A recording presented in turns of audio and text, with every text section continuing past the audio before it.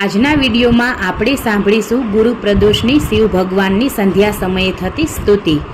કર્પૂર ગૌરમ કરુણાવતારમ સંસાર સારમ ભુજગેન્દ્રહારમ સદા વસંતમ હૃદયારવિંદે ભવમ ભવાની સહિતમ નમામિ. નમામિ શમીશાન નિર્વાણ રૂપમ વિભુવ્યાપકમ બ્રહ્મ વેદ સ્વરૂપમ નિજમ નિર્ગુણમ નિર્વિકલ્પમ નિરીહમ ચિદાકાશમાકાશવાસમ ભજેહમ. ઓમ નમઃ શિવાય શાંતાય હરાય પરમાત્મને પ્રણતકલેશનાશાય યોગીનાં પતયે નમઃ.